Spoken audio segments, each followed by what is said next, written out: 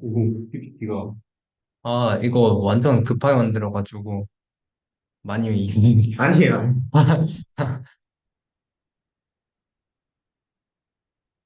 사실 어제 밤에 만들어가지고 네. 항상 느끼는 건데 약간 폰트가 되게 깔끔해서 귀여운 것 같아요. 이거요? 처음 귀여운 거. 프리텐더드를 쓰시면 팬더들. 네, 프리텐더드라고 되게 괜찮은 폰트가 있습니다.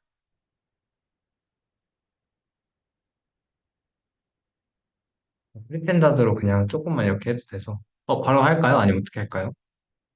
하죠. 네, 그러면 그 맥시멀리 라이클리후드 러닝을 시작하도록 하겠습니다. 아, 이거는 약간 전반적인 생성형 모델의 아이디어 자체를 조금 다루는 내용이어서 그래서 이거를 좀 아시면 좀 느낌이 좋을 거예요. 그렇게 막 엄청 어렵는 내용도 아니고 그냥 어떻게 저희가 평가를 할 건가에 대한 내용이어서 이거를 쭉 시작을 해보도록 할게요. 사실 강의 첫 부분은 저번 강의 마지막 내용이 들어가 있는데 그거 빼고 그냥 맥시멀 라이클리후드 러닝 파트만 가져왔어요. 그래서 이걸 보시면 KL 다이버전스랑 제가 펜도 나오죠? 네, 그 KL 커서로. 아 여기 보여요? 네, 커서로. 아, 네. KL 다이버전스랑 맥시멀 라이클리후드 러닝이랑 몬테칼로 에스티메이트가 있는데 다 내용이 엄청 어렵진 않아요. 이름이 어렵고 그냥 여러분이 보시면 한 번에 이해하실 수 있는 내용이라고 생각이 듭니다. 자, 먼저 이제 KL 다이버전스에 대해서 천천히 이야기를 시작해 보도록 할게요. 이 제너레이티브 모델은 어떤 식으로 흘러가냐면요. 여기 있는 전체 그냥 데이터들을 저희가 이걸 생성을 해서 이 데이터의 안에 모델에 만든 데이터가 들어가게 하고 싶은 게 저희의 1차적인 목표예요. 그래서 여기는 이제 모델이 만든 데이터들이고 이거는 실제 데이터들이죠. 그래서 강아지들 실제 데이터를 학습을 해서 모델이 어떤 데이터를 만들었을 때 이 데이터가 강아지 데이터 안에 있다는 것을 어떻게 얘기할 수 있냐가 제너레이티브 모델의 기본입니다. 그래서 이 디스턴스를 계산을 해서 이 디스턴스를 가깝게 하는 게 목표예요. 여기까지는 질문 없죠? 그래서 이 전체적인 가정들이 좀 중요한데요. 이 강아지 데이터들이 IID, 인디펜던트하고 아이덴티컬 디스트리뷰트가 되어 있고, 그다음에 컴플리트 샘플 어빌리티가 되었다고 해야 되는데요. 잠시만요. 이거 제가 여기 밑에 필기를 해놨었는데 PPT 필기 어떻게 보죠? 네. 제가 기억나는 대로 한번 해볼게요. IID가 일단 인디펜던트란 얘기는 얘네들이 두 개가 전혀 서로에게 영향을 미치지 못한다는 거고요. 그다음에 아이덴티컬 디스트리뷰션은 얘를 뽑든 어쨌든 그 분포가 전체적으로 같다고 하는 거고요. 그다음에 이제 컴플리트 샘플 어빌리티는 이제 그래서 이 샘플을 뽑아서 이 샘플에 해당하는 벡터 값이나 뭐 특정 값들을 매길 수 있다. 전부 다 그렇게 매길 수 있다라는 거고요. 되게 당연한 가정들이죠. 여기서 인디펜던트가 빠지면 조금 그 값이 좀 힘들 수가 있는데 이거는 대부분의 그냥 가정이어가지고 이렇게 생각하시면 되고요. 제너레이트 모델의 그냥 일반적인 가정이에요. 그리고 이제 목표는 저희가 맨 처음에 봤던 이 P 데이터를 정확하게 추종하는 모델 P 세타를 만드는 거예요. 근데 이 P 세타를 만든다고 생각을 해보면 이 데이터가 말도 안 되게 계산량이 크거든요. 생각을 해보면 이 픽셀이 예를 들어서 768 픽셀이라고 가정을 해보면요. 그럼 얘가 이 한 픽셀에 들어가 있는 정보값이 이 두 개만 있다고 쳐볼게요. 그냥 바이너리로. 흑백이라고 쳐보면 이 흑백을 768개의 데이터를 가지고 있어야 되는데 그럼 이에 700, 몇 개라 했죠? 768? 768승이란 말이에요. 이에 768승은 그 계산을 해보면 10에 뭐 엄청 커가지고 우주에 있는 원자의 양보다 많다. 뭐 이런 얘기가 나와요. 그래서 이게 사실상 이 하나 픽셀을 제대로 계산을 해가지고 그 계산을 하는 것도 너무 문제가 힘들어요. 데이터 계산을 자체를 못하고 그 다음에 계산을 하려고 하더라도 이 데이터 자체가 할 수 있는 양이 너무 적어지죠. 그럼 이제 데이터가 엄청 적어지는데 과연 이 전체 모집단을 잘 추종할 수 있냐가 이제 저희가 가지고 있는 가장 큰 문제입니다. 그래서 이걸 해결하기 위한 방법이 맥시멀 라이클리후드 러닝이고요. 그래서 이 제한된 데이터 계산상의 문제로 힘들기 때문에 P 데이터를 최선의 근사치로 추종하는 모델을 만드는 게 목표입니다. 원래는 얘를 정확히 추종하는 게 목표였다가 이거 정확히는 불가능하다. 그래서 최선의 근사치를 추정해보자. 라고 이야기가 되는 것입니다. P세타가 파라미터인가요? 왜? 아, 모델이 나온 결과? 네. 아, 그 모델. 네네. 아, 모델 결과를. 네, 그러니까 모델 자체를 얘기하는 건데, 모델을 생각을 해보면 함수잖아요, 모델이. 인풋이 들어가서 아웃풋이 나오는 함수. 그 함수들 중에서 하나입니다. 이 m이 모델 공간이고, 그 세타가 그 모델 공간의 파라미터고, 이 p 세타 그냥 그 모델입니다. 그래서 이 p 데이터를 정확히 추정하는 모델. 네, 그렇게 이해하시는 게 아닐 수도 있어요, 세타가 제가. factor가 맞는 거죠, 네, 그러면? 세타는 파라미터가 맞고 그 P세타로 하면 이제 모델이라고 이해하시면 돼요. 그래서 P세타 안에 뭐 데이터 P세타 안에 X1 넣으면 이제 그 P세타가 만들어낸 그 데이터인 거. P세타는 함수. 그래서 M이 함수 공간, M은 파라미터 공간이고 이제 제가 그린 여기는 함수 공간이어서 이 함수 공간에 있는 모델들을 뽑아서 이 모델 중에서 가장 데이터에 가깝게 나오는 모델들을 찾는. 갑자기, 갑자기. P세타는 뭐라고요? 함수? 자자자. 자자자자자. 여기에서 보시면 이제 P 데이터가 이제 XI에서 추종되는 얘네들이잖아요. 확률 변수들이잖아요. 네. XI가 확률 변수고 얘네가 P 데이터가 확률을 추종하는 애들이고. 그랬을 때 이 P 데이터 자체도 사실은 함수예요, 함수. 얘도. 제가 제대로 이해 못했을 수도 있어요. 제가 어제부터 봐가지고.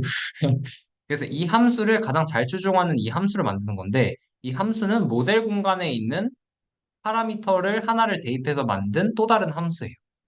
이 p 데이터라는 실제 함수가 있을 거고, 그 다음에 이 실제 함수 말고, 그 저희 모델이 만들어낸 모델 공간에 있는 세타를 가지고 만들어낸 p세타라는 함수 공간이 있고요. 이 함수 p세타라는 함수가 p 데이터라는 함수를 가장 가깝게 만드는 그러니까 함수의 거리 느낌이에요. 그러니까 약간 확률 프로 이해하면 될까요? 아, 네네네네. 확률 분포로 이해하시면 돼요. 네. 여기까지는 이해가 되셨나요? 조금 어렵죠? 확률 변수 얘기가 약간 어려워가지고. 어쨌든 확률 분포인데, 그래서 이 분포를 가장 가깝게 하는, p 데이터라는 분포에 가장 가깝게 추정이 되는 모델을 만드는 것입니다. 자, 그럼 최선은 무엇이냐? 이 최선을 생각할 수 있는 게, 이제 그 density estimation, 이거 다 써놨었는데. 잠깐만요. 네, 잠깐만 천천히 생각을 해볼게요. 여기서 이제 specific prediction task는 그냥 이 태스크, 예측 태스크에 가장 잘 맞게 최선을 나오게 하는 거. 그다음에 스트럭처랑 논리지 디스커버리는 얘도 그냥 그 스트럭처랑 논리지 디스커버리에 가장 비슷하게 하는 거. 그냥 저희가 하고 싶은 거는 이 density estimation이거든요. 그러니까 그 확률 분포에 가장 가까운 애를 만들린다. 그래서 확률 분포가 가장 가깝다는 것은 어떻게 정의할 수가 있냐? 라는 거예요. 그러니까 사실 이렇게 여러 가지에 대해서 최선을 얘기할 수 있지만 제너레이트 모델에서 저희가 하려고 하는 거는 덴시티를 가장 잘 에스티메이션 하는 애를 만들자. 해야 된다. 네, 맞아요. 결국에는 평가를 해야 되니까 그 평가 지표가 이제 덴시티를 가장 가깝게 만드는 애가 좋은 애다라고 이야기하고 시작을 합니다. 그러면 저희가 이제 해야 되는 건 뭐예요? 쭉 흐름을 타고 왔는데 확률 변수의 분포가 같다는 것을 어떻게 점수를 매길 수 있을까가 가장 중요해집니다. 데이터가 가깝다? 이 데이터라고 쓰긴 했지만 이게 확률 변수가 가깝죠. 정확히 얘기하면. 확률 분포가 가깝다를 어떻게 얘기할 수 있을까? 여기서 이제 나오는 얘기가 이거는 강의에는 안 나오는데 제가 좀 더 이해를 편하게 하기 위해서 가져왔습니다. 이제 크로스 엔트로피라는 게 있어요. 크로스 엔트로피는 이렇게 돼 있는 값인데요. 이거를 지금 이렇게 식만 보면 이해가 안 되는데 바이너리 모델에 대해서 생각을 해보면 조금 쉬워요. 바이너리 모델이라고 치면요. 쓸 수 있을까요, 여기? 되겠다. 오, 바이너리 모델이면요. 10, 10 이렇게 돼 있거든요. 그래서 저희가 생각하는 게 이제 이게 실측값, 실제, P가 예측이에요. 얘가 예측이라고 치고요.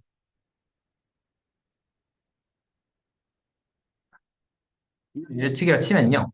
그러면 여기 이제 한 번씩 넣어보는 거예요. 예측이 1이면서 실제가 1이에요. 그러면 어떻게 되죠? 여기 1, 1이 두 개 동시에 들어가죠.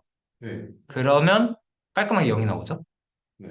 0, 1 뭐 이런 식으로 들어가면 값들이 튀죠. 얘네들은 값들이 튀거든요.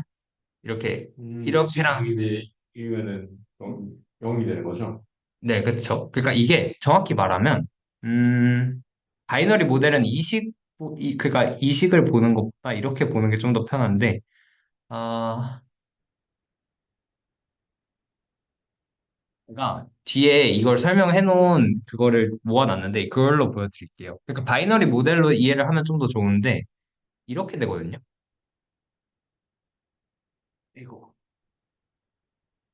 아니요, 이거는 설명해 놓은 창을 제가 가져왔기 때문에, 그걸로 깔끔하게 보시죠. 그러니까 바이너리 모델을 보고 나서 이해를 하면 좀 더 편한데, 일단은 이렇게라고 생각을 해주시면 좋아요. 일단은 저희가 이 값을 생각을 해보면, 얘랑 이건 보이죠? 네. 네네네. 이제 그러니까 P가 이상값이고 모델이 나온 값인데 모델이 나온 값이랑 P랑을 비교를 해서 우리가 얻게 되는 놀라움에 대한 값을 정보량으로 표현한 거거든요. 이게 되게 애매하다고 생각을 하실 수 있는데 쭉쭉 설명을 드리면서 뒤에 제가 정리되어 있는 블로그를 하나 가져온 게 있어요. 그래서 그 블로그 보시면서 설명을 다시 한번 드릴게요. 어떨수록 놀랍다는 거예요. 클수록 놀랍다. 이게 차이가 많을수록 놀라운 거예요. P가 예상이고 Q가 관측이잖아요. 아, 네네. 그러면은 봤는데 예상이랑 다르네 이러면 맞아요. 다를수록 놀라는 거예요. 근데 이게 같으면 특정 값으로, 그러니까 이게 생각을 해보면 같아도 값이 존재하잖아요. 2분의 1, 2분의 1이어도 사실 값이 존재하잖아요. 2분의 1, 2분의 1, 2분의 1, 2분의 1이어도 값이 존재하잖아요. 이렇게 생각을 해보면 사실상 이게, 어, 같을 때 왜 0이 아니지? 라는 생각이 들 거예요. 드실 거예요, 지금. 완전 당연하게 같은데 왜 0이 아니지? 라는 생각이 드실 거예요. 근데 마이너스일 수도 있잖아요. 네, 그러니까 그러니까 같아도 마이너스 값으로 뭔가 나오죠. 그러니까 특정 값이 나오잖아요. 그러면 저희가 이상하다고 생각을 해야 돼요. 원래는 저희는 놀라움이라고 하면 일반적으로 주사위라고 생각을 하면 6분의 1의 확률을 다 가지고 있잖아요. 각 변수당. 1부터 6까지. 그러면 다 6분의 1이면 그냥 다 6분의 1 나오는 게 제대로 나오면 이상하면 안 되는데 이게 왜 얘는 6분의 1, 6분의 1을 다 대입을 했을 때도 특정 값이 나오지? 아, 이거 혹시 Q가 확률이에요? 네네네. PQ 아, 확률이에요. PQ 확률. 이거는 네네네. 그쵸, 그쵸. 일보다 작으니까. 맞아요. 정확하게 짚으셨는데 어쨌든 이 특징적인 값을 다 계산을 해도 어? 0이 안 뜨잖아요. 일반적인 주사위였을 때 저희가 굴렸을 때 놀라움이 0이어야 되잖아요. 예상대로 나왔는데 놀라움이 왜 0이 아니다. 네. 아니야. 그거를 이제 해결하기 위해 도입한 게 KL 다이버전스. KL 다이버전스를 생각을 해보시면요. 이 HPQ랑 HP가 이 크로스 엔트로피를 제가 다시 쓴 거거든요.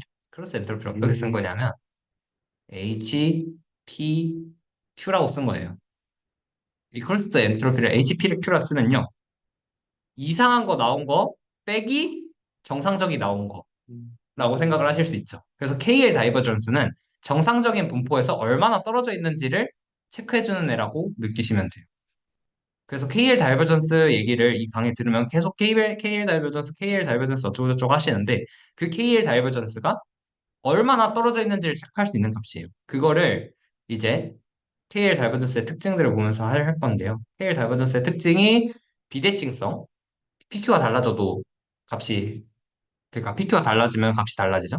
그리고 항상 양수거든요. 이거는 젠센스 이니퀄리티라고 해가지고 그 젠센 부등식이라 해서 그 심수기 들으셨던 분들은 아실 텐데 그 평균에 함수 넣은 거랑 함수의 평균 넣은 거를 계산을 했을 때 함수가 볼록 함수였을 때는 그 EF가 FE보다 크다 뭐 이런 얘기예요. 그래서 항상 양수인 거를 증명을 할 수가 있고요. 분포의 차이를 계산할 수가 있는데 이게 이제 제가 가져온 그 블로그 링크입니다. 공돌이의 수학 정리 노트라고 제가 되게 좋아하는 유튜버 계시고 지금 공유가 그 네, PPT만 옆으로 돼 있어. 여기로 보여드리겠습니다. 됐어. 제가 엄청 좋아하는 그 유튜버 분이신데 이 KL 다이버전스를 잘 다루셨더라고요. 그래가지고 여러분께 이 바이너리 예측값부터 먼저 보여드릴게요. 여기를 읽어보시면 느낌이 딱 올 거예요. 아, 제가 식을 잘못 썼죠? 그래서 이게 사실 그 모델 평균이니까 바이너리니까 y랑 1-y랑 y 해시랑 1-y 이 사실 정상적인 그 아, 썸의 값이니까요. 평균의 값이었으니까요. 그래서 이걸 쭉 계산을 해서 이렇게 나온다. 그래서 10인 경우에는 무한대 나오고 01인 경우에도 무한대 나오는데 00이거나 11이면 제대로 나온다. PPT 잘못 써진. 아니요, PPT식을 요걸로 해서 이제 평균으로 나타내는 거예요. 아, 이거를. 네, 확률의 개념이어서 제가 잘못 설명을 했네요. 이런 식으로 돼서 이거를 어떻게 가? 이게 미세가 아니라. 위에서 밑으로요. 그러니까 이 y 해시 예측 값이고 이게 실제 저희의 값인데 이 타겟 값에 잠깐만요. 그러니까 요거는 그냥 이산적인 그 네, 관측값이고 아래는 확률. 확률 값으로 바꿔서 내려가는 거죠. 아, 이게, 네네네네네. 이게 이산적인 관측 값을 넣었고 그다음에 이게 확률적인 값을 바꿔서 태식이 일반적인데, 네네네. y하고 1 마이너스 y 그 둘이밖에 없으니까. 네네네네 맞아요 맞아요. 맞아요. 정확하십니다.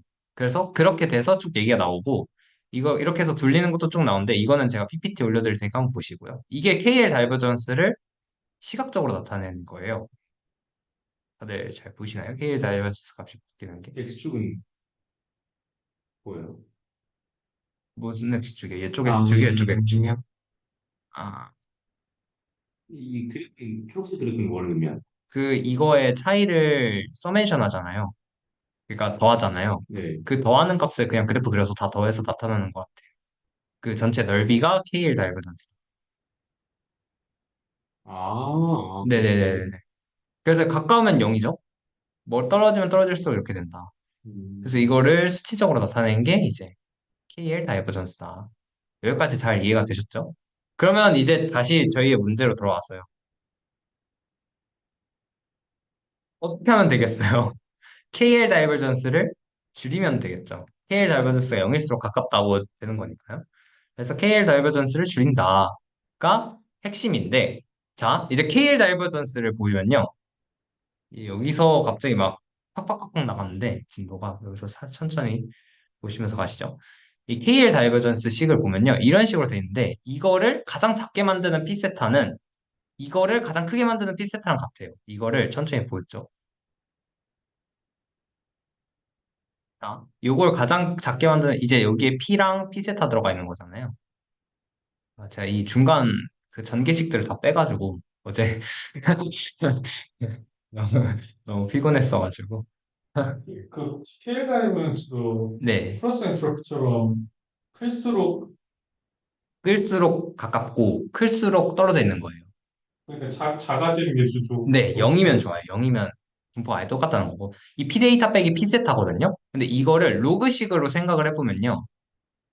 PX, 로그, PX 빼기, 그쵸. P세타 X 빼기, 이렇게 쭉 가잖아요. 앞에 둘 다 시그마 붙어 있고. 그러면 보면요. 이걸 expectation, 그러니까 평균식으로 나타내면요. 이거는 그 평균 X가 P데이터 추종하는 거, 얘는 X가 P세타 추종하는 거죠. 이렇게 되거든요. 혹시 다 이해가 되셨나요? 아니요. 이거 펜으로 보여드리고 잠깐만요. 메모장으로 같아요. 음, 이게 칠판은 좋아요. 이쪽에다 보시면은 칠판 보이네요. 네. 어, 하나 필요하신가요?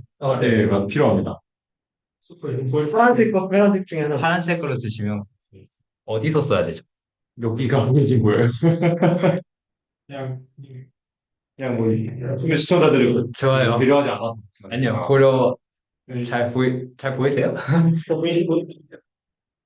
여기서 이제 보시면 KL 다이버전스 저희가 P 데이터랑 P 세타랑을 가까이 하고 싶잖아요. 네. 그러면요. 시그마 X가 X 안에 있을 때 P 데이터 X는 그냥 지금 무시할게요. 로그 다들 잘 보이시나요? 네. 네. 이렇게 나오거든요.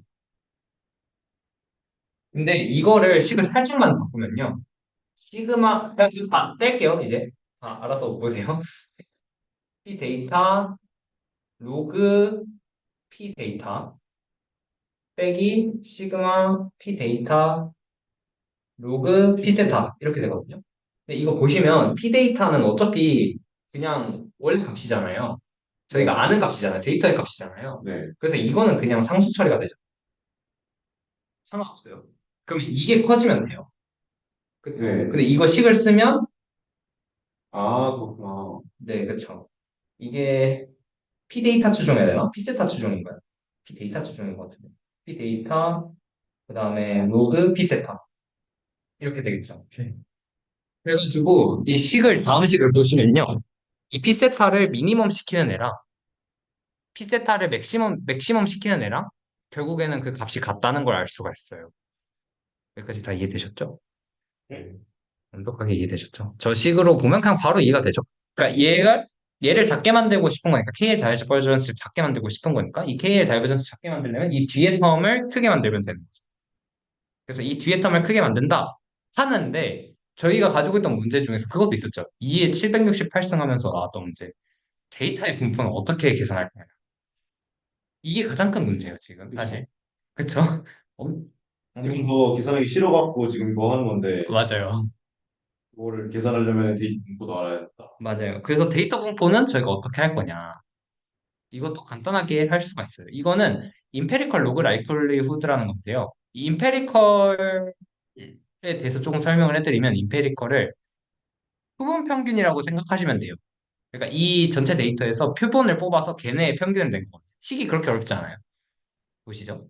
X가 P 데이터 추종하는 애 중에서 로그 P 세타인데 여기 X를 D로 이렇게 축소를 시켜요. 그러니까 X의 부분분수, 아니 부분집합인 거죠. 그러니까 전체 확률 변수의 부분집합을 뽑아내서 거기에 대해서 평균을 나타내면 이게 근사가 잘 될 거다. 이거 고등학교 확률과 통계 시간에서 나오죠. 저희 다 확통을 배운 세대니까 맞죠? 아, 네. 모르셨다니. 어차피 아, 통계학과군요. 그래서 이제 이거가 잘 근사됐다고 가정을 하고 얘를 맥시마이즈 시키는 걸 찾으면 되는 문제죠. 지금 전체적으로 흐름을 보면 KL 다이버전스를 최소로 만들고 싶은 거고 얘를 최소로 만들고 싶은 거는 이 전체 데이터에 대해서 이 로그 P 세타 X의 평균을 최대로 만들고 싶은 건데 얘를 최대로 만들고 싶은데 얘 최대 불가능하니까 표본 뽑아서 표본의 최대를 만들고 싶은 거고 최대를 뽑은 건 이거를 최대로 만들고 싶은 건데요. 이거를 조금만 더 식을 변형을 하면 이렇게 바뀌어요. 이거 로그잖아요. 시그마잖아요. 그 아, 로그에 시그마니까 곱하기로 셋다 바뀌고요. 그 다음에 로그랑 D는 어차피 얘 커지면 로그가 커지면 그냥 D도 커지니까 쭉 커지고 이 D는 그냥 숫자잖아요. D 데이터셋의 크기니까 저희가 표본 데이터셋의 크기니까 그래서 이렇게 된다. 이걸 계산해도 되고 이걸 계산해도 되는데 제 생각에는 컴퓨터는 이거 좀 더 계산 잘하지 않을까? 그렇죠. 그쵸? 그래서 그러니까 이거를 계산하라고 해도 바꿔서 계산할 거예요. 네, 그쵸, 그쵸. 그래서 이거를 계산하는 게 좀 더 편할 것 같다고 생각을 해서 이거를 맥시멈을 찾는 게 맥시멈 라이클리후드 러닝. 그래서 정확히 따지고 보면요. 맥시멈으로 문제를 바꿨죠. 비슷한 걸로 바꿨죠. 그 다음에 러닝을 하는 거죠. 미니 모멘트로 시험으로 되고 네, 맞아요. 라이클리후드가 이제 그 KL 다이몬전스에서 나온 맞아요. KL 다이버전스에서 유도된 로그 라이클. 네네네. 로그 라이클리후드에서 얘를 맥시멈으로 바꿔낸 문제죠. 근데 K대에서 쓰는 이유가 크로스엔트로피가 0이 됐다 네, 했잖아요. 정확해요. 그러면은 일반적인 클래시파이어 할 때는 크로스엔트로피 많이 쓰잖아요. 네네네네네. 그거는 딱히 이유가 있어요. 그건 잘 모르겠어요. 근데 KL 다이버전스가 많이 쓰이는 이유는 이 두 분포를 가깝게 만드는 문제에선 KL 다이버전스를 많이 쓰거든요. 두 분포가 떨어져 있다 붙어 있다의 차이는 확률 변수 전체적인 걸로 비교할 때는 KL 다이버전스 쓰는 걸로 알고 있어요. 이것도 정확하지 않습니다. 신수기 때 이 부분을 강의를 안 듣고 PPT로 공부했기 때문에 뭐 문제 풀러가면 다 맞아요. 크리스텐트로피 많이 쓰는데 로 근데 크리스텐트로피가 근데 학습할 때 0 도달하는 게 좀 더 편해가지고 그러지 않을까요? 크리스텐트로피는 기준값을 모르잖아요. 얼마만큼 내려가야 되는지 모르니까 아무튼 내려가긴 내려가는 게 좋은 건데 얼마만큼 내려가야 되는지 모르는데 이 KL 다이저버스는 0값의 기준값을 정확히 아니까 크로스엔트로피는 0으로 갈 수가 절대 없는 마이너스. 그렇지 않나요? 아, 그러네, 없네요. 네. 왜냐하면 맞아요, 맞아요. 영어로 뜨려면 시그마 음수가 무조건 있어야 되는데, 평균값이. 음수가 절대 없으니까. 이 식이 되게 신기하죠? 그래서 이제 몬테카를로 에스티메이션이 나오는데요. 그래서 이렇게 바뀌었어요. 지금 저희는 D까지 줄였어요. 그래서 이걸 이제 몬테카를로 에스티메이션이라고 얘기하면서 가는데요. 솔직히 이거 에스티메이션 보면요. 이거 식만 어렵지. 엄청 쉬운 얘기거든요. 자, 잘 해보시죠. G의 평균을 내기가 어렵잖아요. 이렇게 GX의 평균을 내기 어렵잖아요. 근데 GX의 평균을 내기 위해서 샘플을 만들어서 표변 평균을 만들었어요. 어, 그치. 네, 이게 몬테카를로 에스티메이션입니다. 여기서 한 거랑 똑같죠.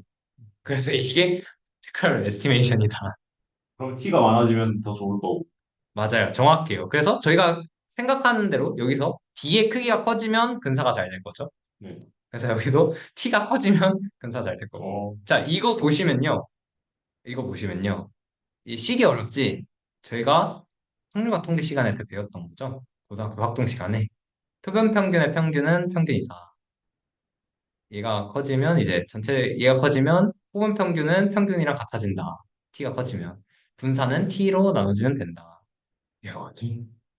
그래. 그냥 이 얘기예요. 그래서 몬테칼로 에스티메이션은 표본을 뽑아가지고 이 표본의 평균을 구한다는 느낌이에요. 사실 조금 더 복잡하죠. 왜냐하면 이게 연속함수로 넘어가면 좀 더 빡세긴 한데 아무튼 이런 개념적으로 생각을 하시면 됩니다.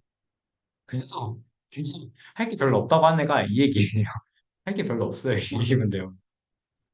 그냥 뭐그 무엇할 때 T로 나눈 게 아니라 T 빼기가 그런 맞아요. 분산 계산할 때 t 빼기1로 나눠야 되고 뭐 자유도 처리해서 t 빼기1로 나눠야 되고 이런 얘기가 있긴 한데 어쨌든 그건 아니 이게 그거 음, 같은 내용 맞나요? 그거는 약간 좀 다른 아 내용이긴 다른 내용. 한데 네 그건 이제 자유도 특정해서 하는데 얘기 드실래요? 아, 아닙니다. 이거 끝나고 하겠습니다. 그래서 임페리컬 리스크 미니마이제이션은 그 표본 평균이랑 모집단의 평균의 오차를 얘기하는 거예요. 그래서 그 오차를 줄여나가는 내용인데 얘가 오버피팅이 너무 쉬워요. 생각을 해보시면 너무 당연한 게 저희가 D를 뽑아서 하잖아요. 그럼 D에 대해서만 피팅이 되겠죠. 그렇죠. 그럼 당연히 오버피팅이라고 얘기할 수 있죠.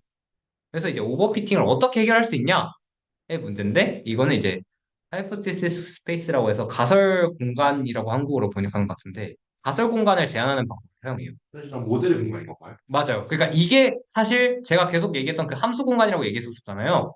이게 가설 공간이에요. 이 공간에서 저희가 D를 추출해서 보면 이 D를 줄였으니까 그냥 여기를 전체 모집단으로 보겠다라는 느낌처럼 해야 돼. 그러면 여기서 쉬운 거는요. 저희가 쉽게 하는 거는 예를 들어서 동물들을 생성하는 거, 동물 사진을 생성하는 게 쉽겠어요? 강아지를 생성하는 게 쉽겠어요? 강아지를 생성하는 게 더 쉽다는 거죠. 강아지는 동물에 이렇게 뽑힐 수 있는 표본이니까. 그래서 어떤 아, 느낌이냐면요. 전체 공간은 동물로 해가지고 동물 생성을 시키면요. 이 모델은 오버피팅이 너무, 그러니까 그거 좀 생성하기 힘들죠. 왜냐하면 너무 데이터가 크니까요. 그래서 저희가 원래는 이 동물 사진에서 강아지 사진만 뽑아서 훈련을 시키는데 이 강아지 사진을 뽑아서 훈련을 시키면 이 강아지 사진에 오버피팅 되잖아요. 그렇죠. 그러면 이제 이걸 그냥 어떻게 해결하냐면 이거는 동물 사진 생성하는 게 아니라 강아지 사진을 생성하는 거야 라고 해서 이 가설 공간을 제한하는 방법을 사용하는 거예요.